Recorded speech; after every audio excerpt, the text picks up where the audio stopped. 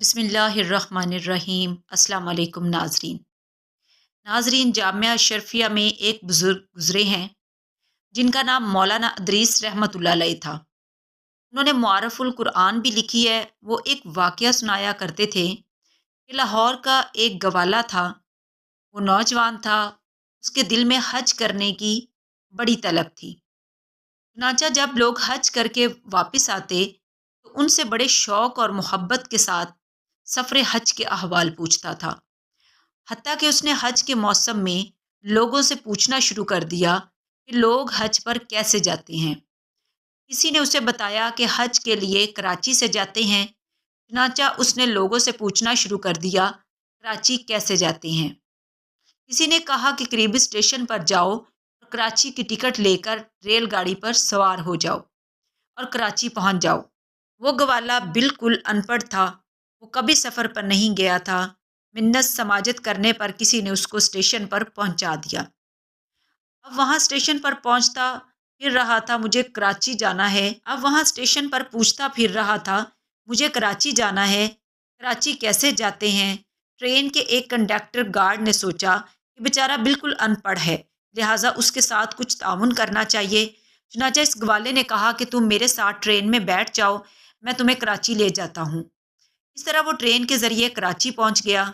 Karachi railway station پر پہنچ کر اس نے پھر پوچھنا شروع کر دیا، مجھے حج پر جانا ہے، کیسے جاؤں۔ کسی نے اسے حاجی کیمپ جانے کا راستہ بتا دیا اور وہ حاجی کیمپ چلا گیا۔ وہاں تو پورا شہر آیا ہوا تھا، لوگ روزانہ بحری جہاز پر سوار ہو کر جا رہے تھے۔ جب وہ لوگوں کو سوار ہو کر جاتے دیکھتا تو اس کے جذبات کے سمندر میں اور زیادہ جوش آ جاتا۔ اگرچہ اس کے پاس سفر کے وسائل نہیں تھے، نہ ٹکٹ تھا، نہ پاسپورٹ تھا اور نہ ہی پیسے تھے، مگر اس کے دل میں حج کرنے کا سچا جذبہ موجود تھا۔ چنانچہ وہ یہی کہتا رہا کہ مجھے حج پر جانا ہے۔ ایک دن اس کے دل میں یہ خیال آیا کہ جو حاجیوں کا سامان جہاز پر لے جانے والے کلی ہیں، ان کی ایک مخصوص وردی ہے اور ان کی کوئی روک ٹوک نہیں، لہٰذا مجھے کسی کلی سے دوستی لگانی چاہیے۔ چنانچہ اس نے ایک کلی سے دوستی لگائی اور اس سے کہا، بھائی آپ اپنی وردی مجھے دے دیں، میں بھی حاجیوں کا سامان اوپر پہنچاؤں گا۔ جب سامان ختم ہو جائے گا تو میں اپنے کپڑے پہن کر آپ کی وردی واپس بھیج دوں گا، میرا بھی کام بن جائے گا اور آپ کی وردی بھی واپس آ جائے گی۔ چنانچہ اس کلی نے اسے اپنی وردی دے دی۔ وہ سامان اٹھانے کے بہانے اس جہاز پر آتا جاتا رہا۔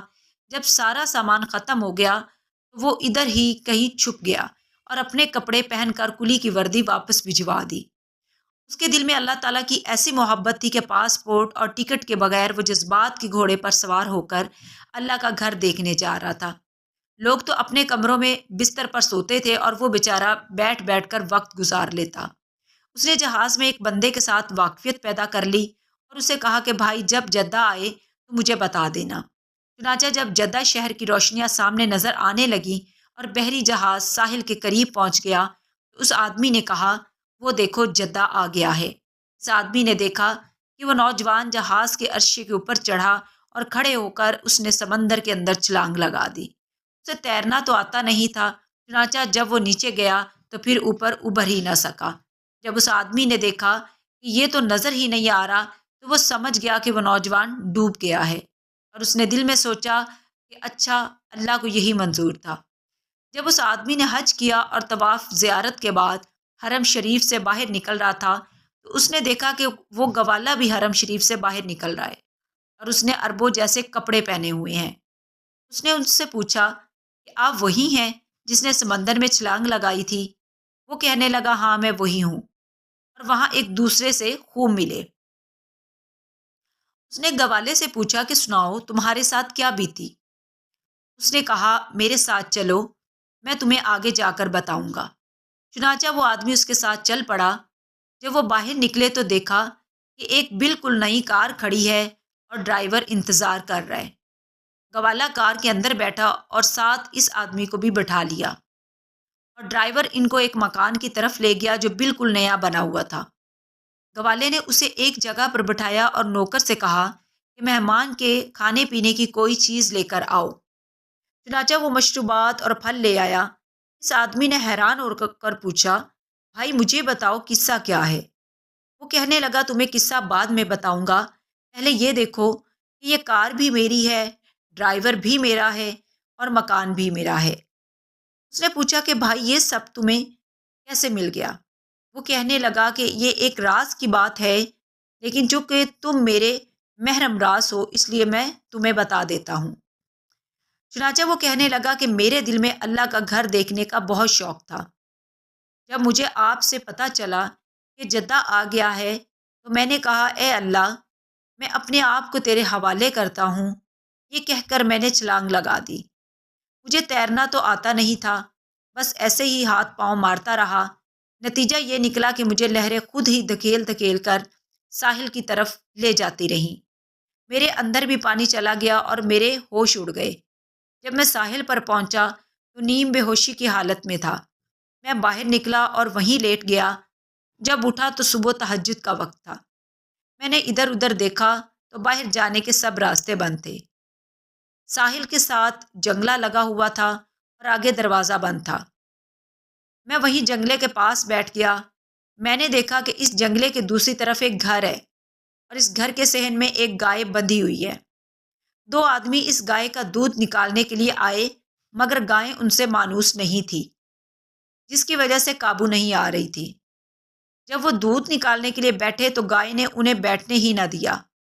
وہ بڑی مصیبت میں گرفتار تھے۔ ایک آدمی گائے کو پکڑتا اور دوسرا تھن کو ہاتھ لگاتا تو گائے بھاگ کر دوسری طرف چلی جاتی۔ وہ تقریباً آدھا گھنٹہ اس کے ساتھ کشتی کرتے رہے۔ میرا تو کام ہی یہی ہے۔ جب میں نے یہ منظر دیکھا تو میں نے انہیں اشارہ کیا، اگر مجھے کہو تو میں اس کا دودھ نکال دیتا ہوں۔ وہ تو عربی بولتے ہیں اور سمجھتے تھے، اس لیے ان کو اشارے سے ہی دودھ نکال دینے کی پیشکش کی۔ انہوں نے کہا آ جاؤ۔ میں نے کہا کہ یہ جنگلہ ہے، میں تو نہیں آ سکتا۔ اللہ تعالیٰ کی شان کہ وہ کوٹھی سی پورٹ کے ڈائریکٹر کی تھی۔ اس کا ایک بیٹا تھا۔ اس نے اپنے ان ملازموں کو ہدایت کی ہوئی تھی کہ میرے بیٹے کو گائے کا دودھ پلایا کریں۔ گائے کے اندر دودھ تو ہوتا تھا مگر اسے نکالنے نہیں دیتی تھی، جس کی وجہ سے ڈائریکٹر اور اس کی بیوی کو بڑی پریشانی تھی۔ بچے کو دودھ پورا نہیں ملتا تھا۔ اب جب میں نے کہا کہ میں گائے کا دودھ نکال دیتا ہوں تو ان دونوں نے جا کر ڈائریکٹر سے کہا کہ یہاں جنگلے کے اندر مسافروں میں سے ایک آدمی کہتا ہے کہ میں دودھ نکال دیتا ہوں۔ اس نے کہا یہ چابی لو اور جا کر اسے لے آؤ۔ وہ گیٹ کا تالا کھول کر میرے پاس آیا اور مجھے ڈائریکٹر صاحب کے پاس لے گیا۔ جب میں نے گائے کو ذرا ہاتھ پھیرا اور اسے پیار کی بات کہی تو وہ مانوس ہو گئی۔ میں نے نیچے بیٹھ کر ان کو 8 سے 10 کلو دودھ نکال کر دیا۔ جب ڈائریکٹر کی بیوی نے دیکھا تو وہ بڑی خوش ہوئی اور کہنے لگی آج تو میرا بیٹا سارا دن دودھ پیے گا۔ پھر وہ کہنے لگی کہ اس بندے کو نہیں جانے دینا۔ جب ڈائریکٹر صاحب سے ملاقات ہوئی اس نے پوچھا کہ آپ کون ہو؟ میں نے کہا میں تو پاکستان سے حج کرنے آیا ہوں۔ وہ کہنے لگا ہم تمہیں واپس نہیں جانے دیں گے، اس لیے کہ تم اچھا دودھ نکالتے ہو۔ میں نے کہا میں دودھ تو نکال دوں لیکن میں نے حج بھی کرنا ہے۔ وہ کہنے لگا تم فکر نہ کرو، ہم تمہیں حج بھی کروا دیں گے۔ دوسرے دن اس کی بیوی نے اپنے والد کو فون کیا اور اسے ساری تفصیل بتا دی۔ اس کے والد نے 200 گائیں بھینسوں کا باڑا بنایا ہوا تھا۔ چنانچہ جب اس نے یہ بات سنی تو بہت خوش ہوا اور کہنے لگا ہمیں تو خود ایسے ٹرین بندے کی ضرورت ہے۔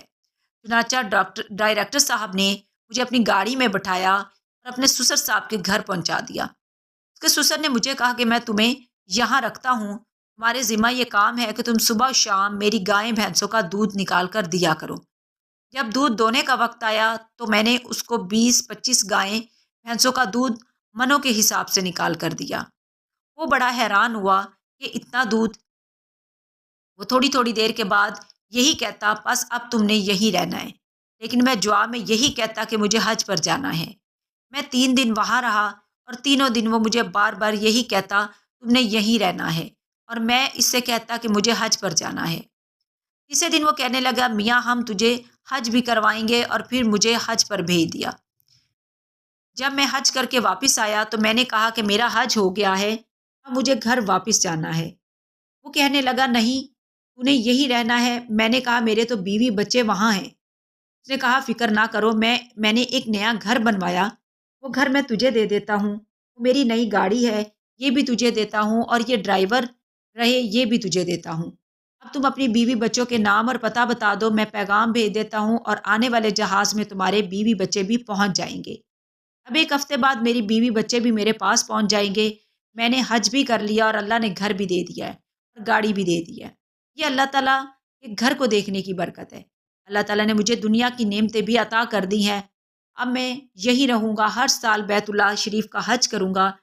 بھائی ہم سے تو وہ گوالا اچھا کہ اس نے دودھ نکالنے کی برکت سے بیت اللہ شریف دیکھ لیا۔ سچ ہے کہ جب جذبہ سچا ہو تو پھر بات بھی بن جاتی ہے۔ سبحان اللہ۔ اللہ پاک ہم سب کو اپنے گھر کی زیارت نصیب فرمائے، آمین۔